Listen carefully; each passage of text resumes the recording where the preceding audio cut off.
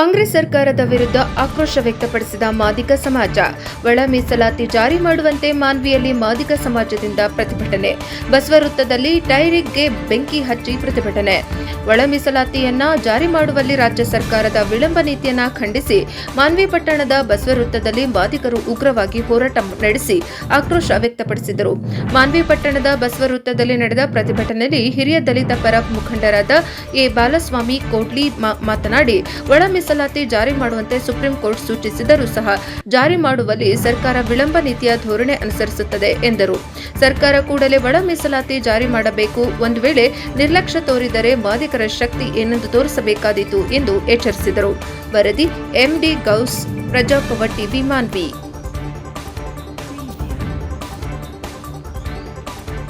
ಸಂಘಟಕರಿಗೆ ಸಂಭ್ರಮದ ಅಭಿನಂದನೆಗಳನ್ನು ಸಲ್ಲಿಸುತ್ತಾ, ಈಗ ನಮ್ಮ ಯುವಕರು ಹೆಚ್ಚಿನ ಸಂಖ್ಯೆಯಲ್ಲಿ ಬರ್ತಾ ಇದ್ರೆ ದಯಮಾಡಿ ಈ ಕಡೆ ಭಾಗದಲ್ಲಿ ಸ್ವಲ್ಪ ಜಾಗ ಇದೆ, ದಯಮಾಡಿ ಈ ಕಡೆ ಬರೆಯಪ್ಪ ಪ್ಲೀಸ್.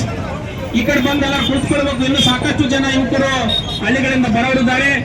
ಹಾಗಾಗಿ ಅಲ್ಲಿವರೆಗೆ ಈ ಹೋರಾಟವನ್ನು ಉದ್ದೇಶಿಸಿ ನಮ್ಮ ಅಣ್ಣ ಮುನಿಯಪ್ಪಣ್ಣ, ಆರ್.ಬಿ. ತಿಮ್ಮಪ್ಪಣ್ಣ, ಅವ್ರ ಆಂಜನೇಯಣ್ಣವರು ಕೂಡ ಇವತ್ತು ಈ ಕಾಲಘಟ್ಟದಲ್ಲಿ ಒಳ ಮೀಸಲಾತಿಗೋಸ್ಕರ ತಮ್ಮನ್ನು ತಾವು ಹೊಚ್ಚಿಟ್ಟು ಇವತ್ತು ಕೆಲಸ ಮಾಡ್ತಾ ಇದ್ದಾರೆ. ಕ್ಯಾಬಿನೆಟ್ ಹೋಗ್ಬೇಕಂತಂದ್ರೆ ಅವರ ಜೇಬಿನಲ್ಲಿ ಅನುಷ್ಠಾನವಾಗ ಇದ್ರೆ ನಮ್ಮ ರಾಜೀನಾಮೆಯನ್ನ ಇಲ್ಲಿ ಕೊಡ್ತೀವಿ ಎಂಬ ಒಂದು ರಾಜೀನಾಮೆ ಪತ್ರವನ್ನು ಇಟ್ಟುಕೊಂಡು ಕ್ಯಾಬಿನೆಟ್ ಹೋಗ್ತಾರಂತಂದ್ರೆ ಅವರ ಸಮಾಜದ ಬಗ್ಗೆ ಇರುವಂತಹ ಗೌರವ, ಸಮಾಜದ ಬಗ್ಗೆ ಇರುವಂತಹ ಕಳಕಳಿ ಎಂತದನ್ನಂತ ತಿಳ್ಕೋಬೇಕಾಗಿದೆ. ಒಂದು ವೇಳೆ ಈ ರಾಜ್ಯದಲ್ಲಿ ಒಳ ಮೀಸಲಾತಿ ಅನುಷ್ಠಾನ ಆಗದ ಇದ್ರೆ ಅಣ್ಣ ಮುನಿಯಪ್ಪಣ್ಣ, ಆರ್.ಬಿ. ತಿಮ್ಮಪ್ಪಣ್ಣ, ಆಂಜನೇಯಣ್ಣ ಅವ್ರು ಏನ್ ತೀರ್ಮಾನ ಇದ್ರೆ ಈ ರಾಜ್ಯದ ಸಾವಿರಾರು ಲಕ್ಷಾಂತರ ಜನರು ಹೋರಾಟಕ್ಕೆ ಸಿದ್ಧರಾಗಿದ್ದೀವಿ ಎಂಬ ಸಂದೇಶವನ್ನು ಕೂಡ ಇವತ್ತು ಸರ್ಕಾರಕ್ಕೆ ಕೊಡಬೇಕಾಗಿದೆ.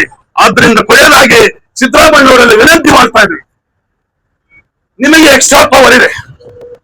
ಒಬ್ಬ ಮುಖ್ಯಮಂತ್ರಿಗೆ ಕ್ಯಾಬಿನೆಟ್ ನಲ್ಲಿ ಎಲ್ಲರನ್ನು ಆರಿಸುವಂತರಲ್ಲಿ ತೀರ್ಮಾನ ತೆಗೆದುಕೊಳ್ಳಕ್ಕೆ ನಿಮಗೆ ಆದಂತ ಒಂದು ಪವರ್ ಇದೆ.